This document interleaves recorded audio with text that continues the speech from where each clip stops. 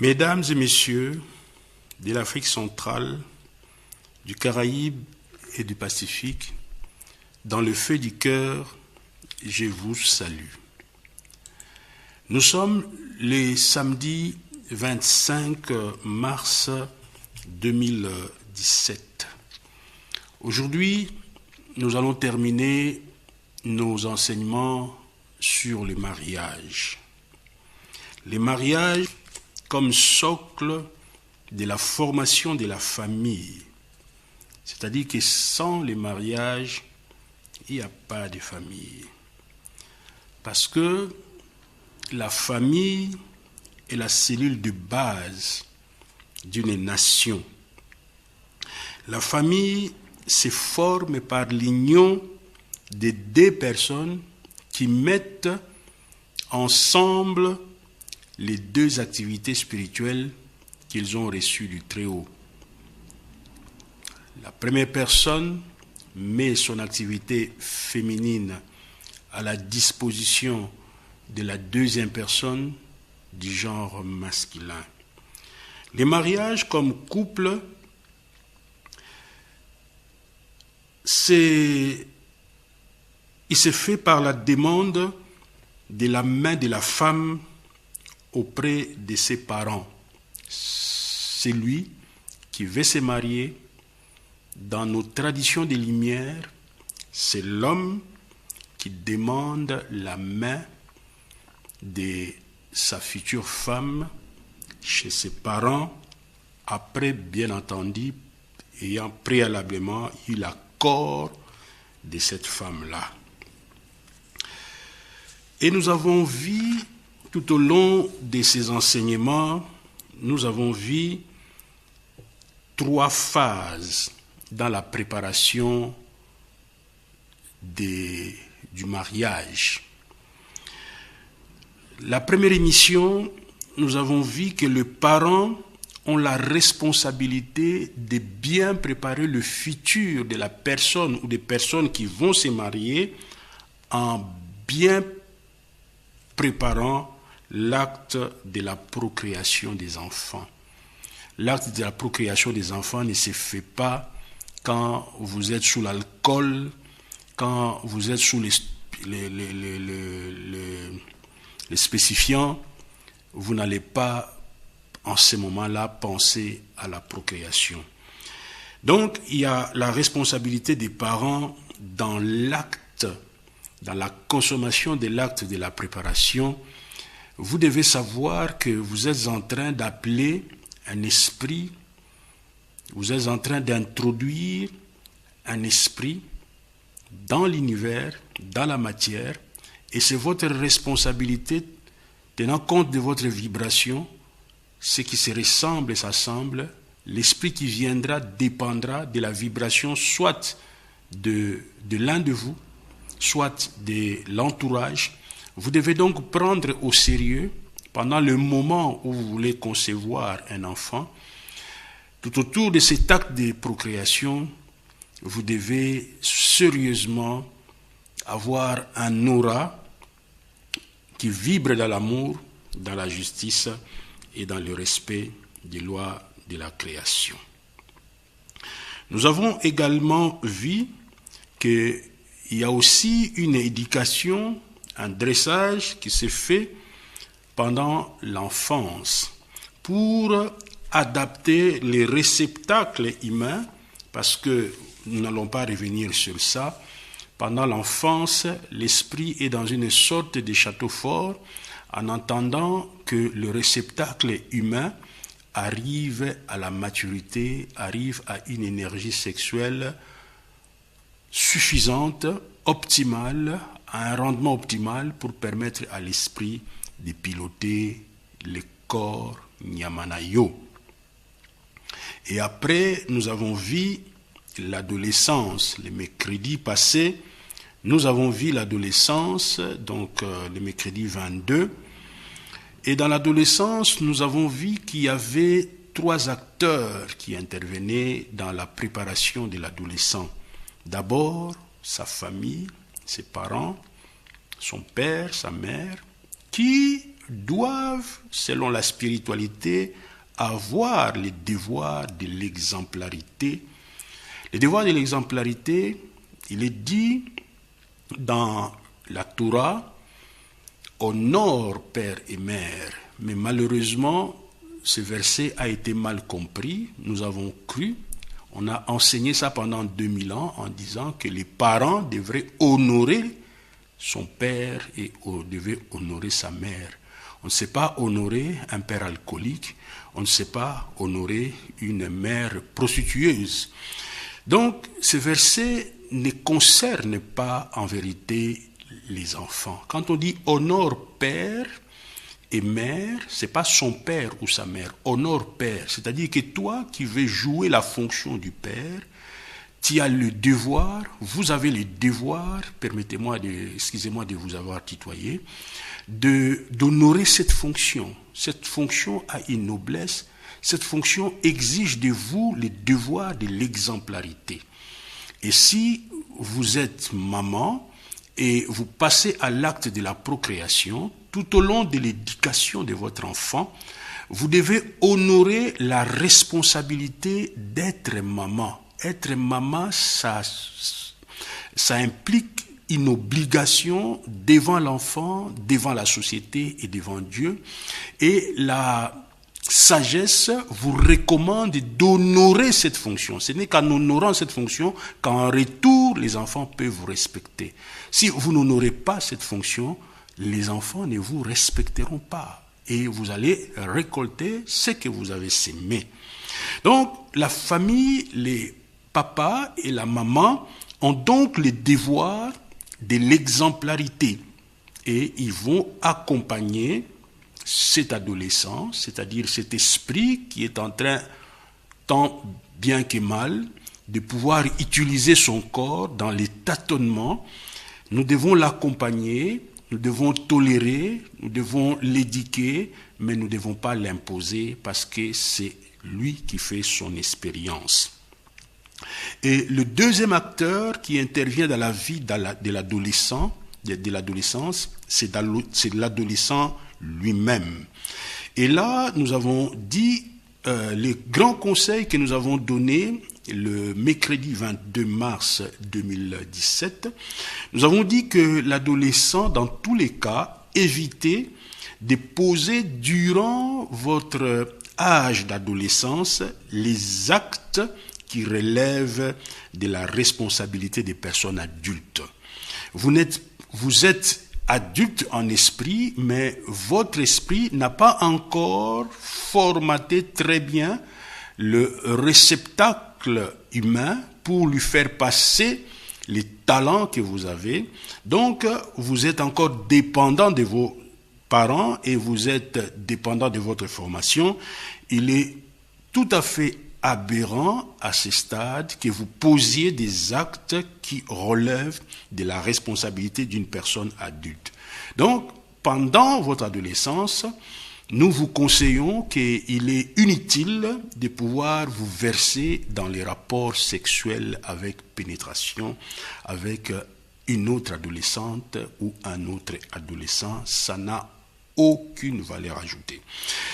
Et deuxièmement, nous vous invitons à poursuivre votre formation jusqu'à la fin, parce que c'est votre formation qui vous permettra d'appliquer finalement dans l'univers votre activité, soit masculine, soit féminine. Si vous n'avez pas une formation adéquate, vous ne serez pas un vrai adorateur de Très-Haut et vous n'allez pas survenir plus tard à votre besoin lorsque vous allez quitter la maison paternelle ou la maison de vos parents. Donc, il est donc important de vous braquer dans la compréhension de vous-même, dans la compréhension des lois de l'univers et des principes qui régissent l'univers, et aussi de chercher à faire une formation très bien dans votre domaine, que vous allez ressentir que vous allez faire ça dans le monde, eh bien faites-les avec sérieux plutôt que d'insister sur des considérations tout à fait farfelues qui va vous conduire dans des problèmes.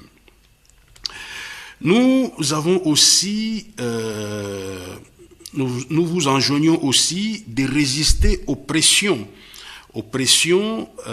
de la société, éviter de figues, éviter la consommation de stupéfiants, éviter le vagabondage, éviter de sombrer dans l'alcool. Toutes ces choses n'ont pas de place dans la jeunesse. Toutes ces choses ne sont pas utiles et ça n'apporte rien sinon une curiosité qui va baisser votre taux vibratoire dans des basses fréquences. Donc, je vous encourage à vous engager dans une formation qui, à terme, va vous donner un métier, va vous donner une profession, et c'est dans cette profession que vous serez un adorateur, parce que nous adorons Dieu dans un joyeux labeur, fait avec amour, avec justice et dans le respect des lois de la création. Le troisième acteur qui intervient dans la formation de l'adolescent, nous avons dit que c'était l'État, c'était la société, c'était la collectivité. Il intervient en mettant en place un bon plan de formation qui intègre la connaissance de soi-même. Donc on doit élaborer dans le futur Congo des cours qui vont permettre aux adolescents de découvrir l'anatomie physique, l'anatomie spirituelle, l'anatomie astrale, l'anatomie mentale de l'être humain. Qu'est-ce que c'est l'homme? Qu'est-ce que c'est la femme? La société a également la responsabilité, mes chers frères et sœurs de l'Afrique centrale, du Caraïbes et du Pacifique, de faire des formations qui permettront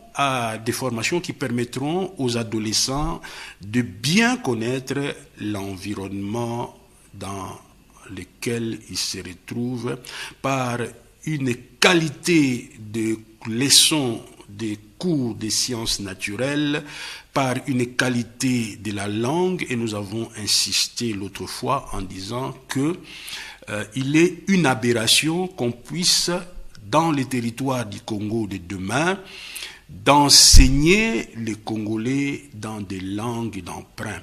Nous devons avoir des écoles, des académies de nos langues pour amener nos langues à un certain niveau de maturité.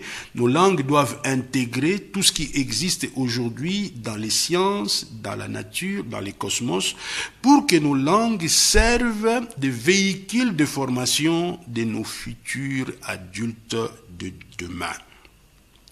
Mais bien aimés, dans les Très-Hauts, nous sommes le 25 mars 2017. Je suis au point 3, l'acteur qui est l'État. Qu'est-ce qu'il doit faire pour préparer la jeunesse? Il doit concevoir dans la société des ateliers pour que les adolescents apprennent la connaissance de la création et des principes qui gouvernent l'univers. C'est comme ça que plus tard, nous aurons de la maison de la femme qui sera une maison dans chaque commune, dans chaque territoire du Congo, où il y aura un certain nombre d'activités, et les filles, parce que à partir de l'âge de 15 ans, je vous avais dit qu'ils auront des cours particuliers, et c'est en ce moment-là que les filles vont découvrir les maisons de la femme africaine où ils apprendront des broderies, des arts. Ils auront un certain nombre des activités qu'ils feront pour ennoblir leur féminité. Et tout cela doit être mis à disposition par l'État pour former le futur jeune de demain. Et dans cette formation, justement, dans le cadre du Temple de la Sagesse qui sera réparti dans tous les territoires du Congo, je fais le vœu que nous allons débarrasser le Congo de toutes ces religions importées, mais évidemment, ça sera dans la durée. Quand nous aurons nos propres maisons de sagesse, qui sera patronné par la première institution du pays, qui est le Temple de Sagesse, dirigé par le grand prêtre, qui contrôle la présidence de la République, qui contrôle le président de la République, qui est le premier organe. Le présidence de la République, ça sera le deuxième organe. Suivez mes autres enseignements, vous comprendrez tout ça. Donc, la collectivité a aussi l'obligation de former les adolescents à comprendre le but réel de la vie, qui est la spiritualisation de la matière et la notion de la famille, parce que les hommes et les femmes viennent seulement dans le contexte de la famille, et la famille se déclenche à partir du moment où il y a le mariage.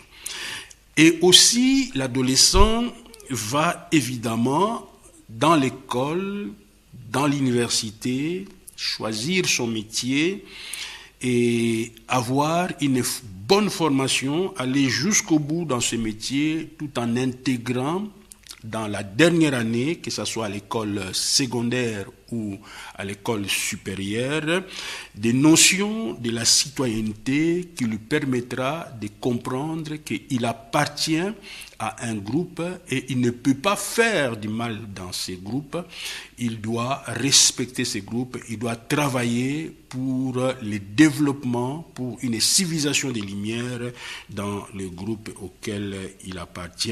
Et c'est ici qu'on va lui donner des notions de ce qu'est la volonté de Dieu, c'est-à-dire le respect des principes qui gouvernent l'univers visible et l'univers invisible.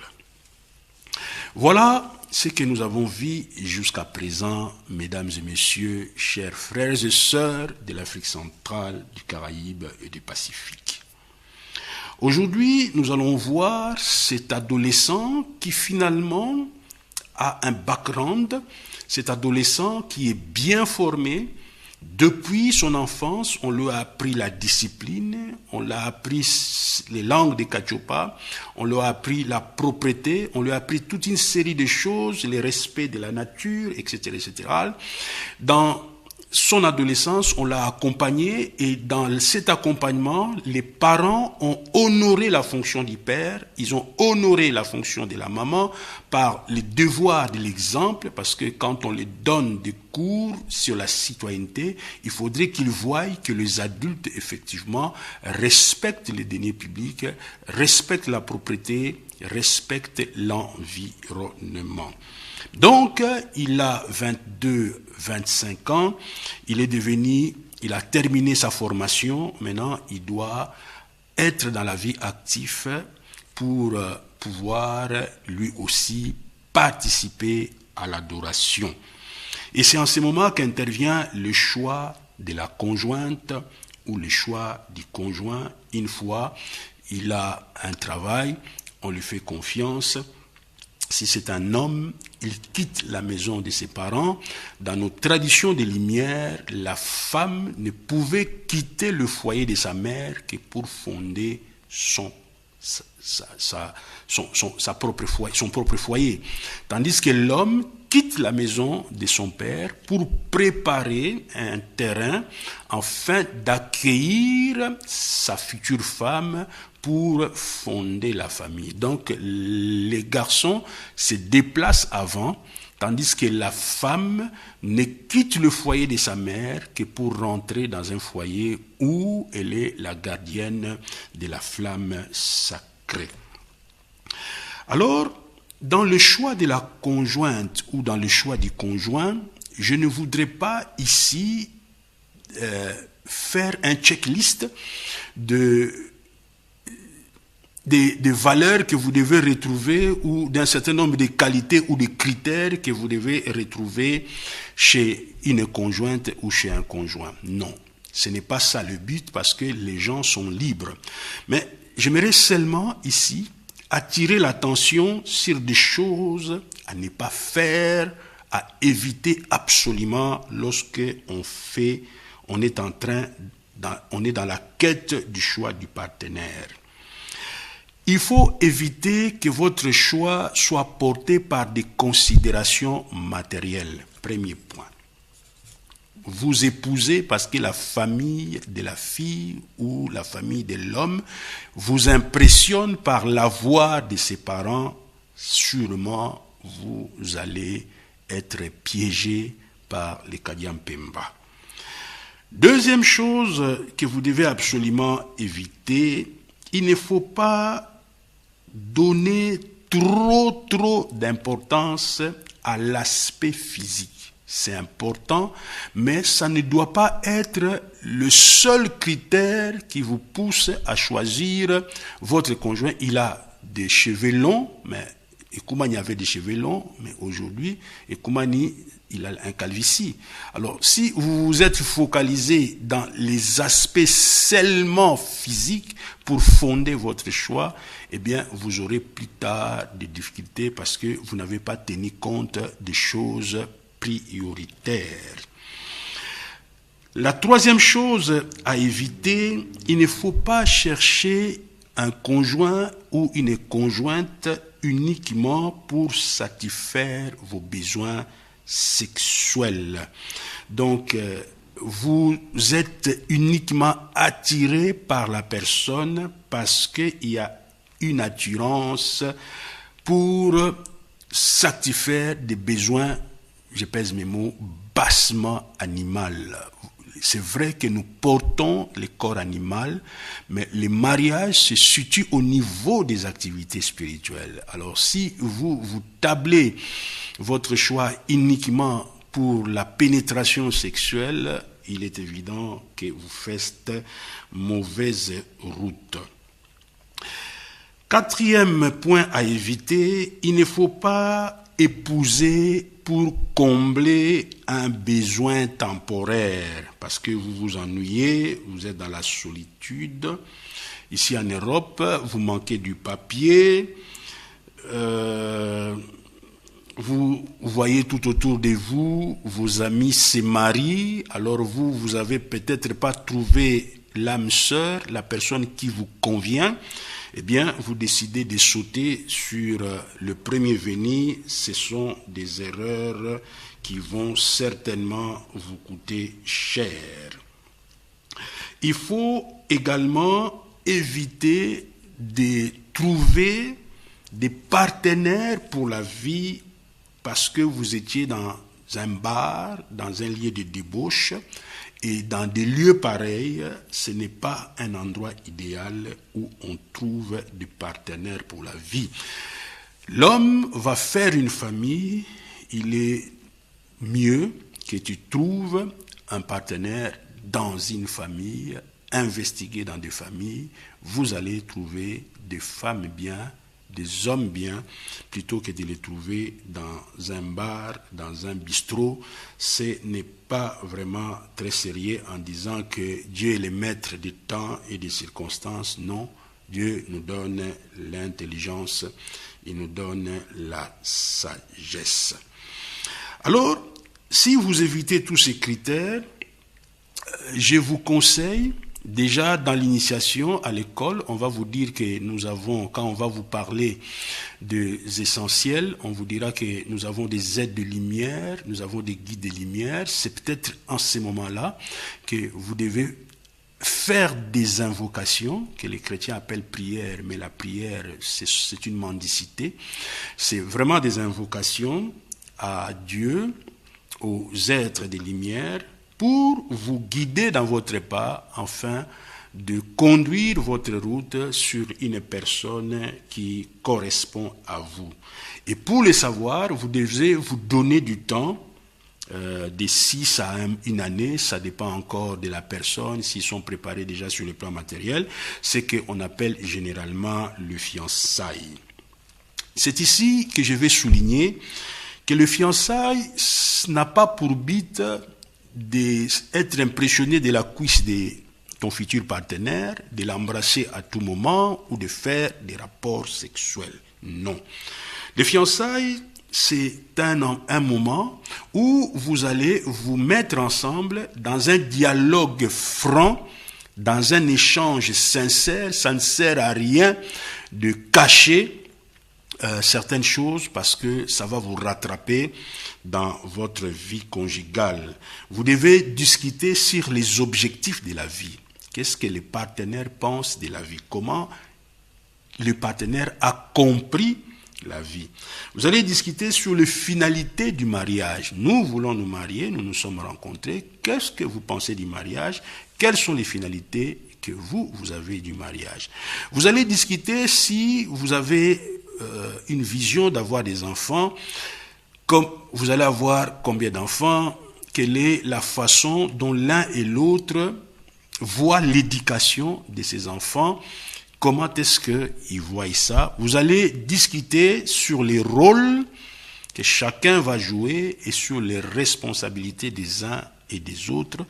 C'est un moment très important pour discuter de tout ça. Et vous allez aussi parler de la place que vous allez donner à vos parents respectifs, à vos amis, à vos connaissances dans votre mariage. Parce que il y a parfois, vous ne discutez pas de certaines choses et il y a des étrangers qui prennent des places très prépondérantes dans votre mariage et ça peut risquer de compliquer votre mariage. Ce sont des choses que vous devez discuter pendant le fiançailles pour voir si vous avez une convergence de vues.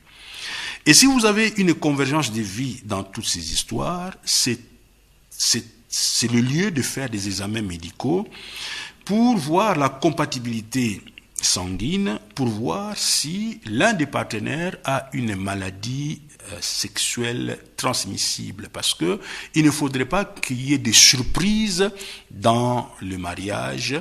Je ne dis pas que si l'un des partenaires a une maladie sexuellement transmissible, il y a des maladies qui se traitent, il y a des maladies qui ne savent pas se traiter, ils sont grands assez, ils ont discuté de plusieurs choses, et c'est en ce moment-là que vous allez faire le bilan de toutes ces discussions, et ça vous permet, dans ces discussions, vous côtoyez la famille du garçon et vous côtoyez la famille de la fille, vous voyez si ça vous plaît, si ça ne vous plaît pas. Voilà pourquoi pendant le fiançailles, ce n'est pas conseillé de faire des rapports sexuels. Ça ne sert à rien, ça ne peut que biaiser votre jugement. Et puis, le fiançailles ne peut pas nécessairement se conclure par les mariages. Vous allez voir, peut-être que vous avez des divergences. Voilà pourquoi c'est une période qui doit aller au maximum 1 année. Pourquoi? Parce que nous avons dit que ces adolescents ont déjà été formés dans leur maison, à l'école, ils ont fait des formations, ils sont déjà à l'âge adulte, et je suppose qu'en ce moment-là, le garçon est dans sa maison, la fille peut-être y travaille, peut-être elle ne travaille pas, mais si elle travaille, elle est encore dans la maison de ses parents pour attendre le bienheureux qui va l'amener dans son foyer. Donc, en ce moment, quand vous décidez ensemble que oui, nous pensons que nous devons nous marier, vous informez les parents et les choses doivent se faire selon les lois du pays et selon les coutumes de la fille. Donc, c'est la fille qui est à l'honneur, c'est la fille qui va faire son foyer. Eh bien, les garçons se conforment aux coutumes de la fille, comme Ekumanouichi l'a fait. Il s'est marié conformément aux coutumes des Bakongo. Ici, l'État a le devoir plus tard de veiller à ce que les ces jeunes gens qui vont en mariage ne puissent pas, par des lois coutumières, avoir des tracasseries, que ça devienne très onéreuse. Au contraire, on doit les accompagner dans les mariages. Et pendant cet accompagnement, plus tard, quand nous aurons les temples de la sagesse au Congo, avec toutes ces ramifications dans l'ensemble du territoire congolais, parce qu'en ce moment-là, on se serait débarrassé de toutes ces religions importées qui sont des virus dans notre société, eh bien, pendant 2 mois ou 1 mois, les futurs mariés vont se rendre chez la prêtresse ou le prêtre de la commune qui est la gardienne ou les gardiens du temple pour recevoir des enseignements appropriés, une initiation spéciale de 1 à 2 mois tout au plus, afin de leur ouvrir les yeux sur le mariage. C'est comme ça qu'ils vont se marier sur le plan coutumier, et ils peuvent se marier aussi dans notre cosmogonie devant les Ntsakunivunda, devant les grands prêtres qui assurent la représentation des traditions des Lumières des Kachopa. Nous sommes le samedi 25 mars 2015. Ici, je voudrais vraiment vous encourager. Ils se sont mariés, la fille est allée dans la maison, dans sa maison, rejoindre son mari dans sa maison. Ici, j'aimerais insister que c'est un non-sens que les garçons se marient et amènent la fille dans la maison de ses parents. Un couple, un foyer, et un foyer, un couple. C'est le foyer de votre maman. Il ne peut pas y avoir 2 foyers dans une maison. Tout ça, ce sont des bêtises qu'on doit changer. Vous ne devez pas vous marier dans la maison de vos parents. Vous aurez 2 femmes, une qui est la responsable du foyer, la deuxième vient, elle va commencer à aider la première, elle ne va pas faire son expérience des lumières. Il faudrait que votre future femme puisse avoir son propre foyer. Donc, ils sont dans les mariages. Maintenant, l'homme, ici j'aimerais tout simplement donner des grandes lignes. L'homme, il est le chef de la famille. Qu'est-ce que ça signifie? Il doit protéger sa famille vis-à-vis de toute perturbation de l'extérieur. C'est la responsabilité de l'homme de protéger sa femme, de protéger ses futurs enfants vis-à-vis de tout ce qui peut venir de l'extérieur. Vous devez être capable, l'honneur de la vie d'un homme, c'est de mettre sa vie même en péril pour sauver sa famille. C'est ça, être chef de famille. Être chef de famille, ce n'est pas gueuler sur la femme, mais c'est de la protéger. Vous devez assurer le besoin de subsistance de ce foyer-là. Vous devez pourvoir au budget nécessaire pour payer des factures, pour faire survivre l'environnement nouveau que vous habitez. Et vous devez vous occuper des travaux difficiles qui demandent un effort physique.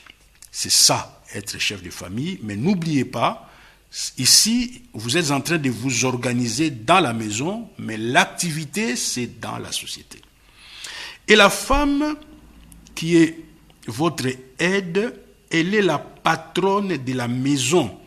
C'est elle qui prépare, c'est elle qui est la responsable de la maison, c'est elle qui va organiser la maison à son goût.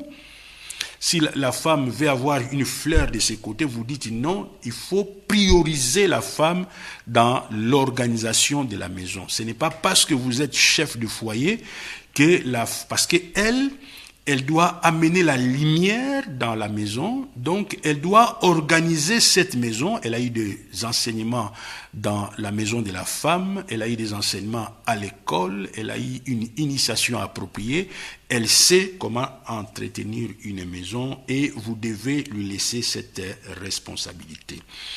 Comme elle a l'activité féminine en elle, c'est elle qui doit normalement préparer la nourriture pour les occupants de cette maison-là.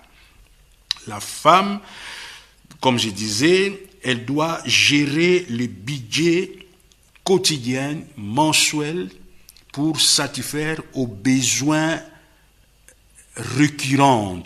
Des besoins récurrents, c'est à elle de gérer ça, tandis que les besoins d'investissement, vous, l'homme, en tant que chef de ménage, vous devez tracer les grandes lignes avec l'aide de votre femme.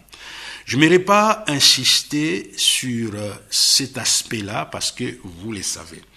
Dans l'initiation africaine, la sexualité, c'est quelque chose qui n'est pas tabou, c'est quelque chose qui s'enseigne déjà. Je vous avais dit que dans l'école, chez les filles, même chez les garçons, et aussi pendant les 2 mois où ils vont visiter le gardien du temple dans la commune.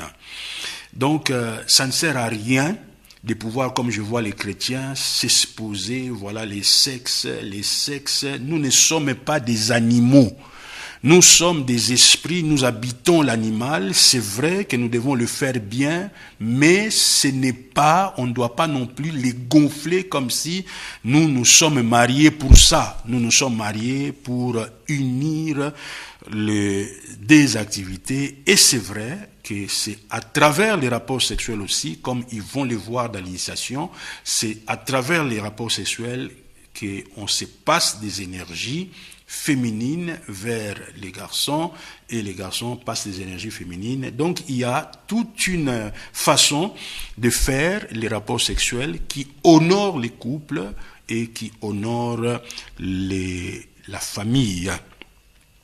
Voilà, mes bien-aimés, ce que j'allais vous dire. J'allais vraiment insister que ce que j'ai dit ici, c'est le support de la vie du couple pour que vous fassiez votre activité très bien dans la société, parce que nous sommes venus ennoblir la nature, spiritualiser la nature, et l'homme a eu un métier, il a eu à développer ses talents spirituels pour travailler dans la société.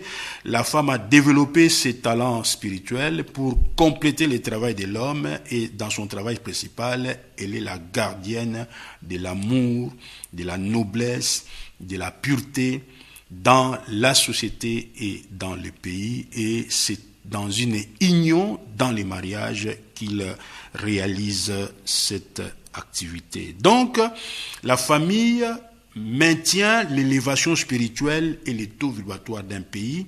La famille, c'est les socles qui attirent les âmes des lumières, parce que si la famille est organisée dans ce sens, les âmes des lumières viendront dans ces pays, et la famille prépare le pays au règne de paix sur terre, à la civilisation du 3e millénaire. Voilà la famille telle que nous vous avons proposée aujourd'hui. Depuis, je vous ai parlé des activités en long et à large. C'est quoi l'activité féminine? C'est quoi l'activité masculine? Je vous avais parlé de la venue des enfants, comment est-ce qu'ils viennent, comment on doit concevoir les enfants, qu'est-ce qu'on doit faire pendant leur enfance, avant leur puberté, comment on prépare l'adolescent jusqu'à l'âge adulte, et comment l'adulte doit faire un choix responsable de son pour se marier. Et dans tout ça, l'état d'esprit doit être un amour désintéressé. La femme doit tout faire pour réaliser les objectifs spirituels de son mari. Donc, elle doit être dans un état où elle doit souffrir pour que son mari réalise le ce pourquoi il est venu sur terre, lui faire passer suffisamment de sa science féminine. Et l'homme doit également être le chef de la famille, c'est-à-dire participer à la réalisation de l'objectif de la féminité de sa femme en lui offrant un cadre approprié, en lui offrant la possibilité de s'épanouir chez elle, la liberté d'organiser chez elle comme elle entend et comme elle le souhaite. Et dans tout ça, vous allez voir que Kachopa sera développé. Kachopa va un jour entrer dans la civilisation des Lumières. Voilà, mes amis, ce que j'allais dire pour la famille. Je pense que je vais regrouper ces 5 enseignements à partir de l'activité et des 4 enseignements du mariage dans un playlist commun. Comme ça, je vous demande, vous me suivez. Je sais que les Congolais ont difficile à partager la connaissance venant de leurs compatriotes, parce que tout de suite au Kouinanu, ceux qui nazaki ivoirien au monde va partager, ceux qui nazali Dumbi Fakoli au monde va partager, mais pour partager connaissance et Koumani, et ça lokola kilo, et ça lokola bazo fula lupemba na ekumani, et ça n'a pas erreur tout ça inango, il faut to koka, bosa makasi. Bosala makasi bo encourager bande kona bino pour partager lokoyo parce que et lokoyo nde ekozala développement ya biso ba congolais ya lobby soki to réussir famille soki oyoki yango yo moko o partager yango te okomona ke makambo na lobby. Tout ce que j'ai dit ici, beaucoup n'ont pas fait leur mariage dans ce sens. Et ça problème te pesa possibilité oyo yozu enseignement ekumani bato mosusu bazwa yango. C'est comme ça botala mindele ba partager biloko na bino te ba partager biloko na bango, mais bino soko moni mondela lobby o partager, mais soko moni ndeko na yo o critiquer botika eloko wana to changer mentalité pour tout ça la famille à Kitoko et puis tout ça la grande famille du Congo. Merci beaucoup. Prochainement, nous allons venir avec les sujets qui suivent. Je vais vous annoncer, je vais prendre un peu un temps, comme ça, parce que nous avons terminé la famille, nous allons passer à autre chose. C'est la résonance de l'évangile éternel. C'est une émission qui existe dans les sites ekumanilimière.com, dans l'anglais résonance en français. C'est la conférence numéro 14. Matondomingi, bye bye.